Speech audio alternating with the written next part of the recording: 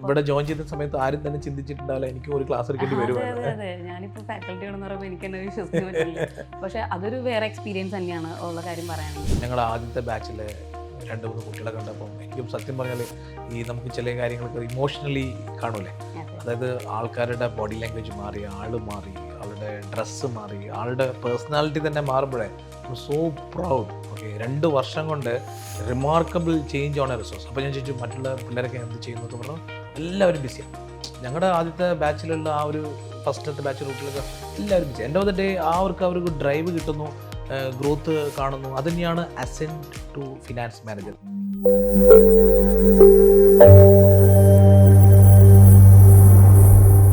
Hi everyone, welcome to special 40 Gyan. നിങ്ങളിപ്പോൾ കുറച്ച് നാളായിട്ട് നമ്മുടെ സോഷ്യൽ മീഡിയയിലൂടെയും ആഡ്സിലൂടെയും ഒക്കെ കാണുന്നുണ്ടായിരിക്കും. AFM എന്ന് പറഞ്ഞിട്ട് നമ്മളൊരു കോഴ്സ് ലോഞ്ച് ചെയ്ത് AFM ഗൾഫ്. നിങ്ങൾക്ക് എല്ലാവർക്കും അതിനെപ്പറ്റി ഒരുപാട് ഡൗട്ടുകളുണ്ട് നമുക്കറിയാം. അതെല്ലാം ക്ലിയർ ചെയ്യാനായിട്ട് സ്പെഷ്യൽ 40യുടെ master brain and founder CS കുനിൽ സാർ ഉണ്ട്. നമുക്ക് സാറിനോട് തന്നെ നേരിട്ട് ചോദിക്കാം. Hello sir. നമസ്കാരം സാർ. ഇപ്പോൾ നമ്മുടെ ആഡൊക്കെ റണ്ണായി തുടങ്ങിയപ്പോൾ തൊട്ടിട്ട് ഒരുപാട് പേര് ചോദിക്കുന്ന ചോദ്യങ്ങളാണ്. സ്പെഷ്യൽ 40 എങ്ങനെയാണ് AFMലേക്ക് വന്നത് എന്നുള്ളത്. സാറിന് അതിനെപ്പറ്റി എന്താ പറയുക? സ്പെഷ്യൽ 40 എന്ന് പറയുമ്പം നമ്മൾ ഇനിഷ്യലി 40 കുട്ടികൾക്ക് വേണ്ടി മാത്രം നമ്മളൊരു കോഴ്സ് ചെയ്യുമെന്ന രീതിയിൽ, അത് സ്പെഷ്യലി സെലക്ട് ചെയ്ത 40 കുട്ടികൾക്ക് വേണ്ടി മാത്രം നമ്മൾ ഒരു കോഴ്സ് ചെയ്യുമെന്ന് വെച്ചിട്ടാണ് നമ്മൾ സ്പെഷ്യൽ 40 തുടങ്ങിയത്. അതൊരു ബ്രാൻഡാണ് സ്പെഷ്യൽ 40. പക്ഷേ അതിൻ്റെ ഉള്ളിൽ നമ്മൾ പഠിപ്പിച്ചുകൊണ്ടിരുന്ന കോഴ്സ് ഈ AFM തന്നെയായിരുന്നു. ഓക്കെ, ആ AFMന് നമ്മൾ ഒരു നാളത്തെ ഫ്യൂച്ചർ ഫിനാൻസ് മാനേജർ, അതാണ് എൻ്റെ ഒരു ഡ്രീം എന്ന് പറഞ്ഞാൽ. 2030 ആകുമ്പോഴേക്കും കേരളത്തിൽ ഒട്ടുമിക്ക കോർപ്പറേറ്റ് കമ്പനികളിലും ഫിനാൻസ് മാനേജേഴ്സായി ഇരിക്കുന്നതൊക്കെ ചിലപ്പോൾ സ്പെഷ്യൽ 40യിൽ നിന്ന് പോകുന്ന കുട്ടികളേക്ക്. അതാണ് എൻ്റെ ഒരു വിഷൻ. ഇപ്പം തന്നെ നമുക്കറിയാം 2020 ഞങ്ങൾ 2022 ഞങ്ങൾ ബാച്ച് സ്റ്റാർട്ട് ചെയ്തിട്ട്, ഞാൻ കഴിഞ്ഞ ആഴ്ചയും കൂടിയും ഒരു ഇനോഗ്രേഷന് പോയപ്പം ക്ലയൻറ്റിൻ്റെ അടുത്ത് പോയപ്പോഴേ ഞങ്ങളുടെ ആദ്യത്തെ ബാച്ചിലെ 2-3 കുട്ടികളെ കണ്ടപ്പം എനിക്കും സത്യം പറഞ്ഞാൽ ഈ നമുക്ക് ചില കാര്യങ്ങളൊക്കെ ഇമോഷണലി കാണൂലേ, അതായത് ആൾക്കാരുടെ ബോഡി ലാംഗ്വേജ് മാറി, ആള് മാറി, ആളുടെ ഡ്രസ്സ് മാറി, ആളുടെ പേഴ്സണാലിറ്റി തന്നെ മാറുമ്പോഴേ സോ പ്രൗഡ്. ഓക്കെ, 2 വർഷം കൊണ്ട് remarkable change on A resource. അപ്പോൾ ഞാൻ ചോദിച്ചു മറ്റുള്ള പിള്ളേരൊക്കെ എന്ത് ചെയ്യുന്നൊക്കെ പറഞ്ഞു. എല്ലാവരും ബിസിയാണ്. ഞങ്ങളുടെ ആദ്യത്തെ ബാച്ചിലുള്ള ആ ഒരു ഫസ്റ്റത്തെ ബാച്ചിലെ കുട്ടികളൊക്കെ എല്ലാവരും busy. End of the day അവർക്ക് ഡ്രൈവ് കിട്ടുന്നു, ഗ്രോത്ത് കാണുന്നു. അത് തന്നെയാണ് Ascend to Finance Manager. AFM എന്ന് പറയുന്നതിൻ്റെ ഫിനാൻസ് മാനേജർ ആകേണ്ട നിങ്ങളുടെ ജേണി എന്ന് പറയുന്നത് കുറച്ചുകൂടി ഗ്രോത്ത് കുറച്ചുകൂടി ഫാസ്റ്റ് ആയിരിക്കും. അതാണ് നമ്മുടെ അസെൻഡ് ടു ഫിനാൻസ് മാനേജർ എന്നുള്ള AFM എന്നുള്ളൊരു കോഴ്സ്. ആ പേര് അങ്ങനെ ഇട്ടുന്നേ ഉള്ളൂ. പക്ഷേ അതർവൈസ് ഇത് തന്നെയായിരുന്നു പഠിപ്പിച്ചുകൊണ്ടിരുന്നത്. പക്ഷേ അന്ന് 2022 ഞങ്ങൾ കുട്ടികളെ എന്താണോ പഠിപ്പിച്ചത്, ഇന്ന് പഠിപ്പിക്കുന്ന ഒരു കണ്ടൻറ്റുമായിട്ട് സത്യം പറഞ്ഞാൽ സിഗ്നിഫിക്കൻറ്റ് ഡിഫറൻസ് ഉണ്ട്. ഞങ്ങൾ ഒരുപാട് കാര്യങ്ങൾ അതിൽ കൊണ്ടുവന്നു. അന്നൊന്നും കുട്ടികളെ ഞങ്ങൾ ഇംഗ്ലീഷും ഗ്രാമറും പ്രസൻറ്റേഷൻ സ്കില്ലും ബിസിനസ് പ്രസൻറ്റേഷനും അതൊന്നും നമ്മൾ അന്ന് കൂടുതൽ പഠിപ്പിച്ചില്ല. ഇപ്പോൾ അവരിന്ന് വന്ന് ക്ലാസ്സിലിരിക്കുകയാണ് ചോദിക്കും, സാറേ ഇതൊന്നും ഞങ്ങളെ പഠിപ്പിച്ചിട്ടില്ലല്ലോ. പിന്നെ ഓരോ പീരീഡ് കുട്ടികളുടെ ഡിമാൻഡിനനുസരിച്ചിട്ട് ഞങ്ങൾ കോഴ്സ് ഡെവലപ്പ് ചെയ്യും. ഞങ്ങൾ ഈവൻ ഇൻഫാക്ട് 2 months കോഴ്സ് എന്ന് പറയുമ്പോൾ ഇപ്പോൾ ശരിക്കും ഓൾമോസ്റ്റ് 2.5 മാസം പഠിപ്പിക്കുന്നത്. It is not even 2 months, it is 2.5 months എഗം മറ്റേ എക്സ്റ്റെൻസീവ് ആയിട്ടുള്ള ക്ലാസ്സുകൾ നമ്മൾ നടത്തുന്നുണ്ട് ഇപ്പോൾ. നമ്മളും പഠിച്ചുകൊണ്ടിരിക്കുകയാണ് എങ്ങനെ. അതെ, ഞാൻ ആ കാര്യത്തിൽ വളരെ ഞങ്ങൾക്ക് ഫാക്കൽറ്റീസ് ഇല്ലല്ലോ. ഞങ്ങളുടെ ഈ AFMൻ്റെ ഏറ്റവും വലിയ പ്രത്യേകത, ഇവിടെ പുറത്തുള്ള ഫാക്കൽറ്റീസ് ഒന്നല്ല ക്ലാസ് എടുക്കുന്നത്. ഇവിടുത്തെ നമ്മൾ ജോലി ചെയ്യുന്ന ക്ലയൻറ്റിൽ ജോലി ചെയ്യുന്ന ആൾക്കാർ തന്നെയാണ് ക്ലാസ്സും എടുക്കുന്നത്. അപ്പം നമ്മൾ ഓവർ എ പീരീഡ് ഞങ്ങളിങ്ങനെ ഇവോൾവ് ആയിക്കൊണ്ടിരിക്കുകയാണ്, കുട്ടികളുടെ നീഡ് റിക്വയർമെൻറ്റ് പറഞ്ഞ്. അപ്പം ഞങ്ങൾ എത്ര കുട്ടികൾക്ക് അറിയാം ഇപ്പോഴും ഈ കോഴ്സ് വരെ ഞങ്ങൾ ഫർദറായിട്ട് ഡീപ്പായിട്ട് ഡെവലപ്പ് ചെയ്തുകൊണ്ടിരിക്കുന്നുണ്ട്. എങ്ങനെയാണ് കുട്ടികളെ പുതിയ കാര്യങ്ങൾ എങ്ങനെ ഡിഫറൻ്റ് ആയിട്ട് പഠിപ്പിക്കാം, അവർക്ക് മനസ്സിലാകുന്ന രീതിയിൽ എങ്ങനെ പഠിപ്പിക്കാം എന്നുള്ളതാണ്. മറ്റുള്ള കോഴ്സുകൾ ചിലപ്പോൾ ആർക്ക് ചെയ്യുന്നുണ്ടാവും, എല്ലാവരും പഠിക്കണ്ടേ. ഞാൻ പറഞ്ഞു എല്ലാവരും ചെയ്യണം. ഞാൻ പറഞ്ഞത് ഈ 40 കുട്ടികൾ മാത്രം ലൈഫിൽ രക്ഷപ്പെടണം എന്നുള്ളതല്ല നമ്മുടെ വിഷൻ. കേരളത്തിലെ എല്ലാ കൊമേഴ്സ് ഗ്രാജുവേറ്റ്സും രക്ഷപ്പെടണം. ഓക്കെ, അത് ഞാൻ എല്ലാവരോടും പറയും, നിങ്ങളും എല്ലാവരും അവരവരുടെ സ്ഥലത്ത് ഇതുപോലത്തെ സിമിലർ കോഴ്സുകൾ നടത്തി കുട്ടികളെ പഠിപ്പിക്കും. പക്ഷേ എന്താ, പഠിപ്പിക്കേണ്ടവർക്ക് പഠിപ്പിക്കാൻ കഴിവുണ്ടായിരിക്കണം. അതാണ് ഞാൻ പറയുന്നൊരു കാര്യം.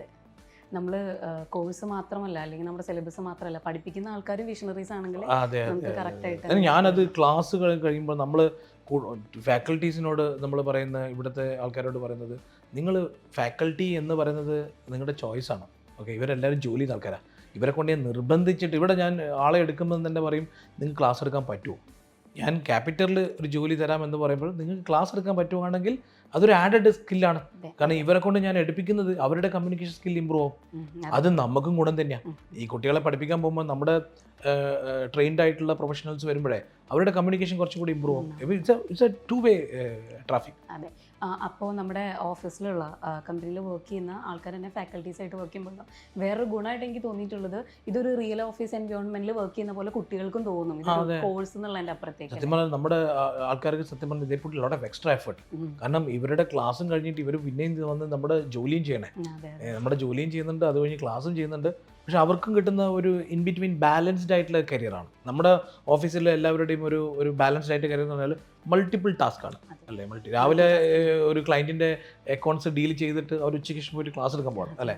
അപ്പം കുട്ടികളുമായിട്ട് ഡീൽ ചെയ്യുന്നു, ഇൻട്രാക്ട് ചെയ്യുന്നു. സോ അതൊരു വലിയ രീതിയിൽ നമുക്ക് ബാലൻസ് ചെയ്യാൻ പറ്റുന്നത്, നമുക്കിത് സത്യം പറഞ്ഞാൽ വളരെ സക്സസ്ഫുൾ ആയിട്ട് നടത്താൻ പറ്റുന്നത് നമുക്ക് ഇങ്ങനത്തെ കൺസൾട്ടിങ് പ്രാക്ടീസ് ഉള്ളതുകൊണ്ടാണ്. ഇപ്പോൾ ഞാനാണെങ്കിലും ഞാനിവിടെ ജോയിൻ ചെയ്ത സമയത്തുള്ള സ്പെഷ്യൽ 40 കോഴ്സ് അല്ല ഇപ്പോൾ ഉള്ളത്. നീയും മാറിയല്ലോ. ഞാനും ക്ലാസ് ഒരു പേപ്പർ എടുക്കുന്നുണ്ട്. ഞാൻ ബിസിനസ് ഇംഗ്ലീഷും കമ്മ്യൂണിക്കേഷൻ സ്കിൽസും ആപ്റ്റിറ്റ്യൂഡ് എടുക്കുന്നുണ്ട്. ഇവിടെ ജോയിൻ ചെയ്ത സമയത്ത് ആരും തന്നെ ചിന്തിച്ചിട്ടുണ്ടാവില്ല എനിക്ക് ഒരു ക്ലാസ് എടുക്കേണ്ടി വരും. അതെ, ഞാനിപ്പോൾ ഫാക്കൽറ്റി ആണെന്ന് പറയുമ്പോൾ എനിക്ക് തന്നെ വിശ്വസിക്കാൻ പറ്റില്ല. പക്ഷേ അതൊരു വേറെ എക്സ്പീരിയൻസ് തന്നെയാണ് ഉള്ള കാര്യം പറയുകയാണെങ്കിൽ. നമ്മളിപ്പോൾ നമ്മുടെ ക്ലയൻറ്റുകൾക്കാണെങ്കിലും അല്ലെങ്കിൽ കുട്ടികൾ ജോലിക്ക് പോകുന്ന സ്ഥലങ്ങളിൽ ആപ്റ്റിറ്റ്യൂഡിൻ്റെ ടെസ്റ്റ് നടത്തുന്നുണ്ടെന്ന് പറഞ്ഞപ്പോഴാണ് നമുക്കാണെങ്കിലും അങ്ങനെ ഒരു തോട്ട് വരുന്നത്. എന്തുകൊണ്ട് കുട്ടികൾക്ക് ആദ്യമായിട്ട് ഒരു കേക്ക് എന്ന് പറയരുതല്ലോ സ്പെഷ്യൽ 40 പഠിച്ചിട്ട് പോകുമ്പോൾ. അപ്പോൾ ഈ ഒരു അപ്ഡേഷൻ്റെ ഭാഗമായിട്ട് തന്നെയാണ് നമ്മൾ ആപ്റ്റിറ്റ്യൂഡിൻ്റെ ക്ലാസ്സുകൾ എടുത്തുകൊണ്ട് നമ്മൾ ഈ കോഴ്സ് ജോയിൻ ചെയ്യുന്നതിന് മുമ്പ് ഒരു ടെസ്റ്റ് ഉണ്ട്. ഓക്കെ, അപ്പോൾ ഈ ടെസ്റ്റ് എന്ന് പറയുന്നത് തന്നെ മിക്ക ആൾക്കാരുടെയും ധാരണ ഇതെന്തോ ടെക്നിക്കൽ നോളജിൻ്റെ ടെസ്റ്റ് എന്നാണ്.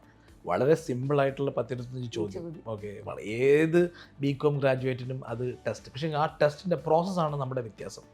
ടെസ്റ്റിൻ്റെ പ്രോസസ്സിൽ കൂടി നമ്മൾ ചെക്ക് ചെയ്യുന്നത് ആളുടെ ആറ്റിറ്റ്യൂഡാണ്. ഞാൻ ഇവിടെ പറയുന്നത് എപ്പോഴും പറയുന്നത് 10ാം ക്ലാസ് തോറ്റ ഒരാളെയും നമുക്കിത് പഠിപ്പിക്കാൻ പറ്റും. നത്തിങ് റോക്കറ്റ് സയൻസ് അല്ലേ. Education is not rocket science. Anybody can be trainable and train ചെയ്ത് നമ്മൾ അവരെ സക്സസ്ഫുൾ ആക്കാനും പറ്റും. പക്ഷേ ആറ്റിറ്റ്യൂഡുള്ള കുട്ടികളെ പഠിപ്പിക്കാൻ ഭയങ്കര ബുദ്ധിമുട്ടാണ്. നമ്മൾ ആറ്റിറ്റ്യൂഡാണ് ലിസണിങ് എന്ന് പറയുന്നതും നമ്മുടെ ഒരു ഇൻസ്ട്രക്ഷൻ ഫോളോ ചെയ്യും. ഒരു എംപ്ലോയ്മെൻറ്റ് എന്ന് പറയുന്നത് ഇൻസ്ട്രക്ഷൻ ഫോളോ ചെയ്യലാണ് അല്ലേ. ക്ലയൻറ്റിൻ്റെ കയ്യിൽ നിന്നും ഇൻസ്ട്രക്ഷൻ വരാം. നമ്മൾ തന്നെ സ്വന്തമായിട്ട് ഒരു പ്രാക്ടീസ് തുടങ്ങിയാൽ നമ്മൾ ക്ലയൻറ്റിൻ്റെ ഇൻസ്ട്രക്ഷൻ നമ്മൾ ഫോളോ ചെയ്ത് അയാൾ എക്സ്പെക്റ്റ് ചെയ്യുന്ന രീതിയിൽ നമ്മൾ പറഞ്ഞു കൊടുക്കുന്നു എന്നുള്ളത് നമ്മുടെ കൺസൾട്ടൻ്റെ ജോലി അല്ലേ. നമ്മളൊരു കമ്പനി ജോലിക്ക് പോകുമ്പോഴും എംപ്ലോയർ പറയുന്നു, എംപ്ലോയി ചെയ്യുന്നു എന്നതല്ലാതെ ഇൻസ്ട്രക്ഷൻ ഫോളോ ചെയ്യുന്ന ഒരു പരിപാടി ഉണ്ടല്ലോ. ഇപ്പോഴത്തെ കുട്ടികൾക്ക് ചിലപ്പം ഇൻസ്ട്രക്ഷൻ ഫോളോ ചെയ്യാൻ താല്പര്യം ഉണ്ടാവില്ല. നമ്മളിപ്പോൾ ടെസ്റ്റ് കൊടുത്തു, അവർ ടെസ്റ്റ് എഴുതണം, തിരിച്ച് തരണം അല്ലേ. നമ്മളത് ഫോൺ വിളിച്ച് ചോദിക്കും, നിങ്ങൾ എഴുതിയോ, ഞങ്ങൾ എഴുതി. അങ്ങനത്തെ ഒരു ഫോളോ അപ്പ് കമ്മ്യൂണിക്കേഷൻ നടക്കുന്നുണ്ട്.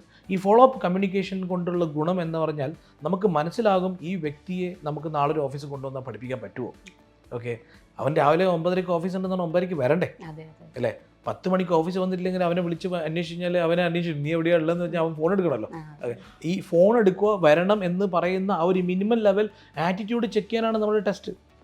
അല്ലാണ്ട് ടെക്നിക്കൽ നോളജ് ടെസ്റ്റ് നടത്തിയിട്ട് ഞാൻ സ്പെഷ്യൽ 40 ക്ലാസ് എടുക്കുക എന്ന് പറഞ്ഞാൽ ഇവിടെ ആരെയും പഠിപ്പിക്കാൻ പറ്റില്ല. കേരളത്തിൽ ബികോം പഠിച്ച് ആരെയും ശരിക്കും പ്രോപ്പർ ഒരു ടെക്നിക്കൽ ടെസ്റ്റ് നടത്തിയിട്ട് നമ്മൾ പഠിപ്പിക്കുന്നു പറഞ്ഞാൽ അതുകൊണ്ടാണ് ഈ മിക്ക കുട്ടികൾക്കും ജോലിക്ക് പോയാൽ ഇൻ്റർവ്യൂ ഇട്ട് കഴിഞ്ഞാലും ജോലി കിട്ടുന്നത്.